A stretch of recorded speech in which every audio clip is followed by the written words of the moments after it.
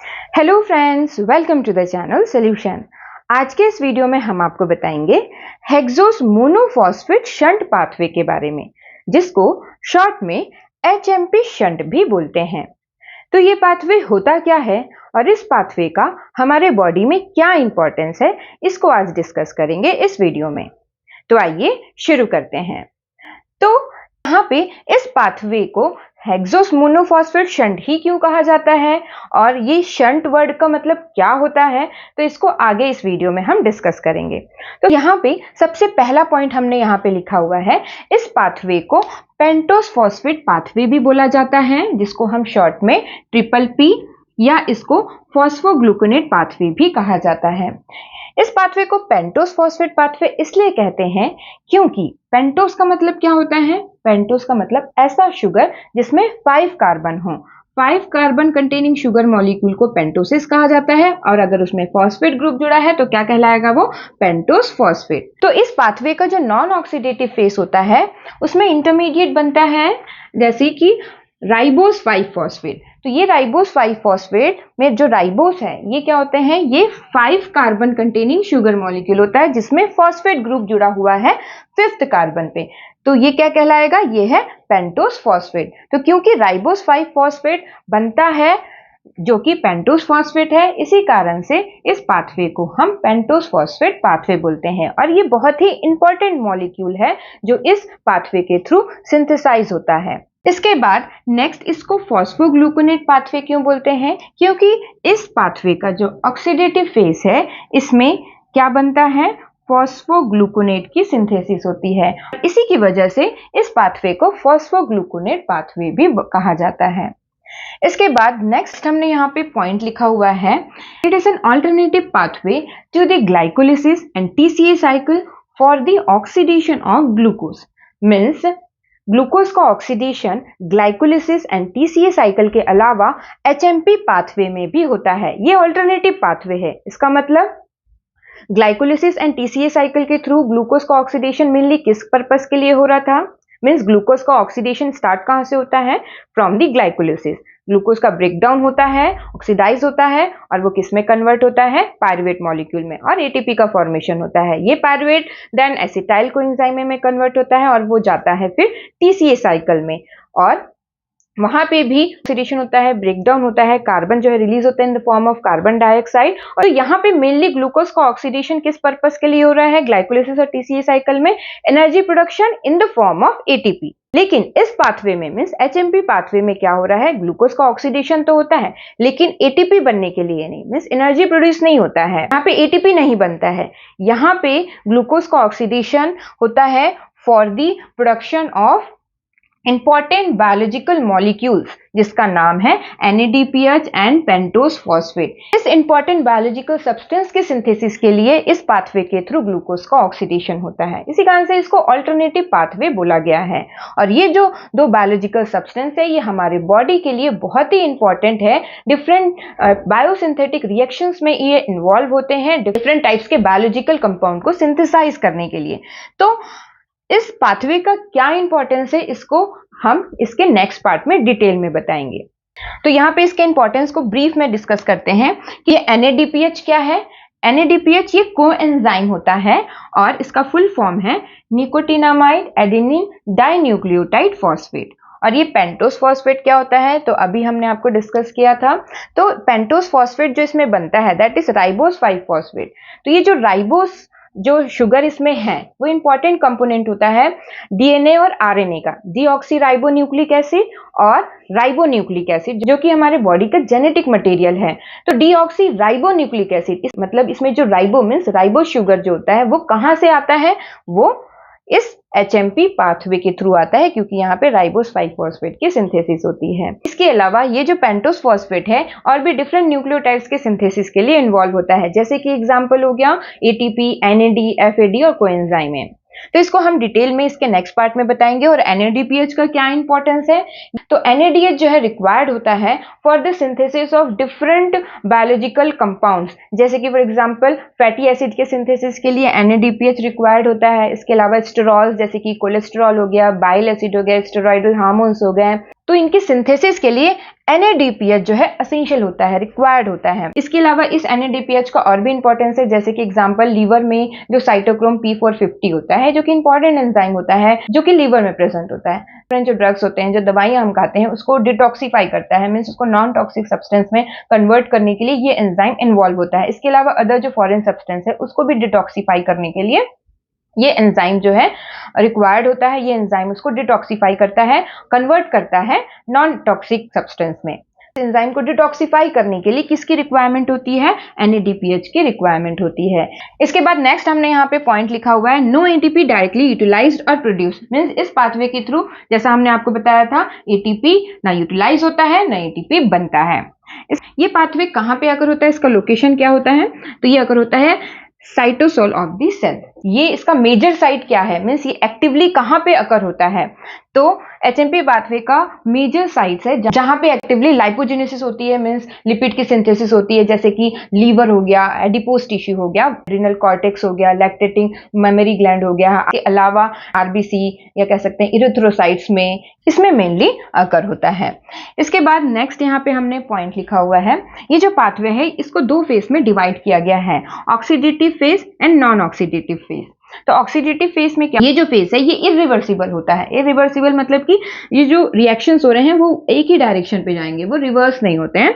और non oxidative phase में क्या होता है, जितने भी स्टेप्स हो रहे हैं, जो रिएक्शंस हो रहे हैं वो रिवर्स होते हैं, मींस आगे भी वो रिएक्शंस हो सकते हैं और पीछे भी वो रिएक्शंस हो सकते हैं, दोनों साइड में। तो सबसे पहले आते हैं ऑक्सीडेटिव फेज में होता क्या है। ऑक्सीडेटिव फेज में जो ग्लूकोज 6 फॉस्फेट है, ये ग्लूकोज 6 फॉस्फेट कहां से आया? जब ग्लाइकोलिसिस होता है तो ग्लाइकोलिसिस के थ्रू क्या होता है, ग्लूकोज जो है ग्लूकोज 6 फॉस्फेट में कन्वर्ट होता है। तो यहाँ पे ये ग्लूकोज 6 फॉस्फेट क्या हो जाता है, वहां से ग्लूकोज 6 फॉस्फेट इस पाथवे में डाइवर्ट हो जाता है। तो जैसा हमने आपको बताया था, हेक्सोस मोनोफॉस्फेट शंट बोला जाता है इसको। तो शंट का मतलब क्या होता है, अगर मेन रास्ते से अगर दूसरे रास्ते में डाइवर्ट हो गए तो उसको क्या कहा जाता है, उसको शंट कहा जाता है। तो यहाँ पे हेक्सोस मोनोफॉस्फेट शंट क्यों बोल रहे हैं? हेक्सोस मतलब कि 6 कार्बन कंटेनिंग शुगर मॉलिक्यूल। तो ग्लूकोज 6 फॉस्फेट, क्योंकि ये 6 कार्बन है और इसमें एक फॉस्फेट ग्रुप जुड़ा हुआ है, तो ये क्या हो गया, ग्लूकोज मोनोफॉस्फेट। तो ये क्या होता है, इसका जो मेन पाथ है, मेन पाथ क्या है, ग्लाइकोलिसिस में ग्लूकोज से वो ग्लूकोज 6 फॉस्फेट है। ये जो ग्लूकोज 6 फॉस्फेट है आगे ग्लाइकोलिसिस में ना जाकर ये डाइवर्ट हो जाता है दूसरे रास्ते में, ऑल्टरनेटिव पाथवे में, दैट इज HMP पाथवे। और इसी कारण से इसको HMP शंट बोला जाता है।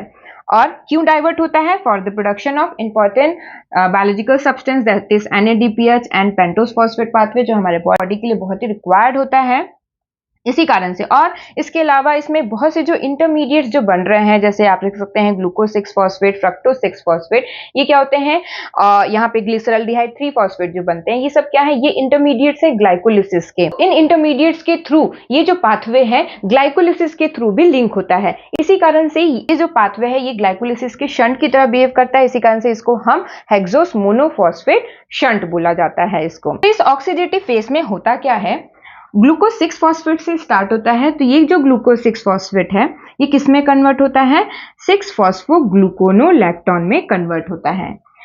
कौन से एंजाइम के प्रेजेंस में, कौन सा एंजाइम करवाता है, ग्लूकोज 6 फॉस्फेट डिहाइड्रोजिनेज। और जैसा कि नाम है डिहाइड्रोजिनेज, तो ये क्या करेगा, ग्लूकोज 6 फॉस्फेट से हाइड्रोजन मॉलिक्यूल को निकालता है और किसमें कन्वर्ट करता है ग्लूकोज 6 फॉस्फेट को, 6 फॉस्फोग्लूकोनोलैक्टोन। और जो हाइड्रोजन मॉलिक्यूल जो रिलीज हुआ है उसको कौन एक्सेप्ट करता है, कोएंजाइम जिसका नाम है NADP, nicotinamide adenine dinucleotide phosphate. Hydrogen जो कि ग्लूकोज 6 फॉस्फेट से निकला है उसको एक्सेप्ट करने के बाद NADP किसमें कन्वर्ट हो जाता है, NADPH प्लस H+ में कन्वर्ट हो जाता है। तो यहाँ पे इस एंजाइम को जो कोफैक्टर रिक्वायर्ड होता है उसका वो है मैग्नीशियम आयन। ये जो एंजाइम है इसी NADP और मैग्नीशियम आयन के प्रेजेंस में ही ये कन्वर्शन, ये रिएक्शन अकर होता है।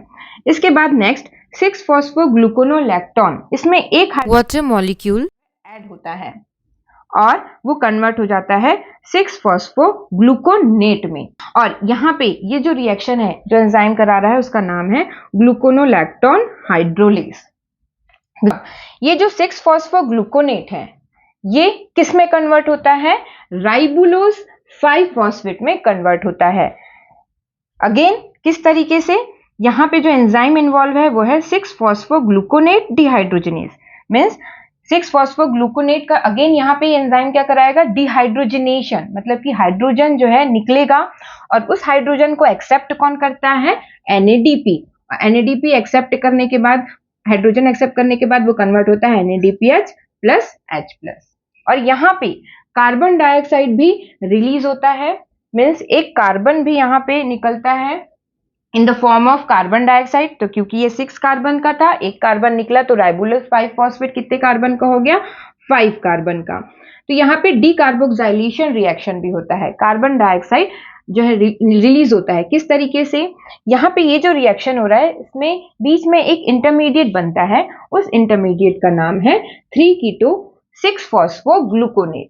मीन्स 6-फॉस्फोग्लूकोनेट 3-कीटो 6-फॉस्फोग्लूकोनेट में कन्वर्ट होता है और उसके बाद 3-कीटो 6-फॉस्फोग्लूकोनेट से एक कार्बन निकलता है in the form of carbon dioxide और वो फिर फाइनली कन्वर्ट होता है राइबोलोस 5-फॉस्फेट में।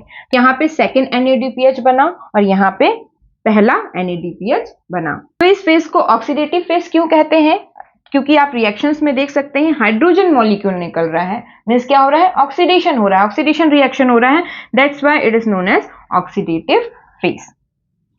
अब क्या होता है, ये ऑक्सीडेटिव फेज के बाद जो राइबोलोस 5-फॉस्फेट जो बना है इसमें, ये नॉन ऑक्सीडेटिव फेज में जाता है।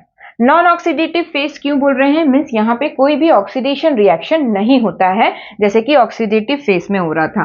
यहाँ पे सिर्फ क्या होता है, यहाँ पे कार्बन का ट्रांसफर होता है एक से दूसरे में, दूसरे से तीसरे में, इस तरीके से एक दूसरे में कार्बन जो है ट्रांसफर होता है और डिफरेंट टाइप्स के यहाँ पे कंपाउंड्स बनते हैं, अलग अलग 5 कार्बन के शुगर मॉलिक्यूल्स बन रहे हैं, 6 कार्बन के, 3 कार्बन के, 4 कार्बन के, मीन्स 3, 4, 5, 6, 7 कार्बन के जो है यहाँ पे शुगर मॉलिक्यूल्स बनते हैं। इस तरीके से ये पाथवे यहाँ पे अकर होता है। तो आइए इसको जानते हैं होता क्या है नॉन ऑक्सीडेटिव फेज में। तो ऑक्सीडेटिव फेज का जो राइबोलोस 5-फॉस्फेट है वो राइबोलोस 5-फॉस्फेट एपिमेरेज एंजाइम के प्रेजेंस में किसमें कन्वर्ट होता है, ज़ैल्यूलोज 5-फॉस्फेट में कन्वर्ट होता है। ये भी 5 कार्बन का है, ये भी 5 कार्बन का है। एपिमेरेज मीन्स यहाँ पे आइसोमराइजेशन हो रहा है और राइबोस 5-फॉस्फेट कीटो आइसोमरेज के प्रेजेंस में ये क्या होता है, ये राइबोस 5-फॉस्फेट में कन्वर्ट होता है। तो यहाँ पे बेसिकली हो क्या रहा है, आइसोमराइजेशन रिएक्शन हो रहा है, मीन्स यहाँ पे जो ग्रुप है उसका पोजीशन चेंज होता है बट कार्बन नंबर यहाँ पे क्या हो रहा है, सेम है, ये भी 5 कार्बन का और ये दोनों भी 5 कार्बन के। ज़ैल्यूलोज 5-फॉस्फेट और राइबोस 5-फॉस्फेट जो बना है, यहाँ पे होता क्या है, नेक्स्ट रिएक्शन, ये जो ज़ैल्यूलोज 5-फॉस्फेट बना है इससे 2 कार्बन जो है ट्रांसफर होता है राइबोस 5-फॉस्फेट में, क्योंकि ये 5 कार्बन का था और 5 कार्बन 2 कार्बन किस में ट्रांसफर हो गया, राइबोस 5-फॉस्फेट में ट्रांसफर हुआ। तो ये कितने कार्बन का हो गया, टोटल 7 कार्बन का। तो 7 कार्बन का कंपाउंड यहाँ पे बनता है जिसका नाम है सेडोहेप्टुलोज 7-फॉस्फेट। और क्योंकि इसमें से 2 कार्बन ट्रांसफर हुआ तो ये कितने कार्बन बच गए, इसमें 3 कार्बन। तो 3 कार्बन का यहाँ पे बनता है ग्लिसरॉल्डिहाइड 3-फॉस्फेट। तो टोटल कितना होगा, ये भी 7 + 3 = 10 और ये 5 + 5 = 10। तो इस तरीके से यहाँ पे कार्बन का ट्रांसफर होता है। तो ये जो रिएक्शन हो रहा है वो कौन सा एंजाइम करा रहा है, ट्रांसकीटोलेज। ट्रांसकीटोलेज का मतलब क्या होता है, जो कीटोस शुगर होता है, कीटोस शुगर मतलब कि जिसमें कि ऐसे शुगर जिसमें कीटोन ग्रुप प्रेजेंट होता है। तो ये ट्रांसकीटोलेज करता क्या है, हमने ये पूरा स्ट्रक्चर नहीं बनाया है, मेन जो फंक्शनल ग्रुप है यहाँ पे इसको बनाया हुआ है। कीटोस शुगर का जो ये कीटोन ग्रुप होता है तो ये क्या करता है, यहाँ पे ये जो कार्बन कार्बन बॉन्ड है ये ब्रेक होता है, टूटता है और ये जो 2 कार्बन है, ये 2 कार्बन कीटोस शुगर का ये ट्रांसफर होता है टू दी अदर मॉलिक्यूल। तो ये कौन कराता है, एंजाइम ट्रांसकीटोलेज। तो ये 2 कार्बन ज़ैल्यूलोज 5-फॉस्फेट से कहाँ गए, ये दोनों कार्बन राइबोस 5-फॉस्फेट में, इस तरीके से। इसके बाद नेक्स्ट हमने यहाँ पे ब्रैकेट में लिखा हुआ है TPP। TPP क्या है, ये कोएंजाइम है जिसका फुल फॉर्म होता है थायमीन पायरोफॉस्फेट। ये जो है डिराइव होता है फ्रॉम द विटामिन B1 को हम थायमीन भी बोलते हैं। ये जो विटामिन B1 मीन्स थायमीन से क्या बनता है, थायमीन पायरोफॉस्फेट, जो कि क्या है, एक कोएंजाइम है। और ये जो कोएंजाइम है TPP ये जो है ट्रांसकीटोलेज को काम करने के लिए एसेंशियल होता है, रिक्वायर्ड होता है। इस टीपीपी के प्रेजेंस में ही ट्रांसकीटोलेज काम करता है और जो कोफैक्टर रिक्वायर्ड होता है वो है मैग्नीशियम आयन। तो आप यहाँ पे समझ सकते हैं कि किस तरीके से विटामिन B1 में थायमिन इंपॉर्टेंट होता है कोएंजाइम थायमिन पायरोफॉस्फेट बनाने के लिए, ताकि ये जो रिएक्शंस हैं ये अकर हो सके। इसके बाद नेक्स्ट आते हैं, नेक्स्ट ये जो ग्लिसरल्डिहाइड 3 फॉस्फेट बना है और सेडोहेप्टुलोज 7 फॉस्फेट, तो यहाँ सेडोहेप्टुलोज 7 फॉस्फेट से 3 कार्बन ट्रांसफर होता है ग्लिसरल्डिहाइड 3 फॉस्फेट में। 3 कार्बन ट्रांसफर हुआ, ये ऑलरेडी 3 कार्बन का था, तो 3 + 3 कितना हो गया 6 कार्बन। तो ग्लिसरल्डिहाइड किस में कन्वर्ट हो जाता है, फ्रक्टोज 6 फॉस्फेट में, जो कि 6 कार्बन का है। और क्योंकि सेडोहेप्टुलोज 7 फॉस्फेट से कितने कार्बन निकला, 3 कार्बन निकल गया, माइनस हो गया, तो 7 - 3 कितना हो गया 4। तो कौन सा कंपाउंड बना 4 कार्बन का, इरिथ्रोज 4 फॉस्फेट। तो आप यहां पे देख सकते हैं 7 + 3 = 10 और 6 + 4 = 10। तो फ्रक्टोज 6 फॉस्फेट और इरिथ्रोज 4 फॉस्फेट बनता है। तो यहाँ पे ये जो ट्रांसफर हो रहा है 3 कार्बन का, तो ये कौन सा एंजाइम करवाता है, ये करवाता है ट्रांसएल्डोलेज। तो ये जो फ्रक्टोज 6 फॉस्फेट बना है वो आइसोमेरेज एंजाइम के प्रेजेंस में किस में कन्वर्ट हो जाता है, ग्लूकोज 6 फॉस्फेट में कन्वर्ट हो जाता है। और नेक्स्ट रिएक्शन यहाँ पे क्या हो रहा है, ये जो इरिथ्रोज 4 फॉस्फेट बना है वो अंदर मॉलिक्यूल ऑफ ज़ैलुलोज 5 फॉस्फेट से रिएक्ट करता है और इस ज़ैलुलोज 5 फॉस्फेट का 2 कार्बन इरिथ्रोज 4 फॉस्फेट में ट्रांसफर होता है। 2 कार्बन इधर ट्रांसफर होने के बाद ये पहले से कितना कार्बन का था, 4 कार्बन, 2 कार्बन आया तो कितने कार्बन हो गए इसमें, टोटल 6 कार्बन। तो 6 कार्बन का फ्रक्टोज 6 फॉस्फेट बनता है और ज़ैलुलोज 5 फॉस्फेट का 2 कार्बन माइनस हो गया। ज़ैलुलोज 5 फॉस्फेट कितने कार्बन का था, 5 कार्बन, 2 - 2 हुआ तो 3 कार्बन, तो 3 कार्बन का ग्लिसरल्डिहाइड 3 फॉस्फेट बनता है। तो इस तरीके से कार्बन मॉलिक्यूल्स जो है ट्रांसफर होते हैं एक दूसरे में और अलग अलग टाइप के यहाँ पे शुगर मॉलिक्यूल, शुगर फॉस्फेट जो है बनते हैं यहाँ पे। और ये जो रिएक्शन है ये एंजाइम कौन सा करा रहा है, अगेन ट्रांसकीटोलेज। अगेन इस एंजाइम को क्या रिक्वायर्ड होता है, कौन एंजाइम, टीपीपी थायमिन पायरोफॉस्फेट, इसी के प्रेजेंस में ही ये एंजाइम काम करता है। अगेन फ्रक्टोज 6 फॉस्फेट जो है ग्लूकोज 6 फॉस्फेट में कन्वर्ट हो जाएगा in the presence of isomerase. और ये जो ग्लिसरल्डिहाइड 3 फॉस्फेट है, ये ग्लिसरल्डिहाइड 3 फॉस्फेट, फ्रक्टोज 6 फॉस्फेट, ये सब क्या है, ये इंटरमीडिएट्स होते हैं ग्लाइकोलिसिस के। ग्लिसरल्डिहाइड 3 फॉस्फेट यहाँ पे हमने लिखा है रिवर्सल ऑफ ग्लाइकोलिसिस, मतलब कि यहाँ पे ग्लाइकोलिसिस पूरा रिवर्स रिएक्शन होके क्या बनेगा, ग्लिसरल्डिहाइड 3 से फॉस्फेट से अगेन डिफरेंट एंजाइम के प्रेजेंस में ग्लूकोज में कन्वर्ट हो जाता है। तो यहाँ पे क्या हो रहा है, यहाँ पे ग्लूकोनियोजेनेसिस बोलेंगे, मींस ग्लूकोज मॉलिक्यूल के सिंथेसिस के लिए भी ये इन्वॉल्व होता है। तो इस तरीके से यहाँ पे जो डिफरेंट इंटरमीडिएट्स हैं वो ग्लाइकोलिसिस पाथवे के हैं और अल्टीमेटली ये जो इंटरमीडिएट्स हैं वो ग्लाइकोलिसिस से लिंक करते हैं। इसी कारण से इस पाथवे को हम HMP शंट बोलते हैं। तो ये हो गया HMP shunt means HMP hexose monophosphate pathway के बारे में।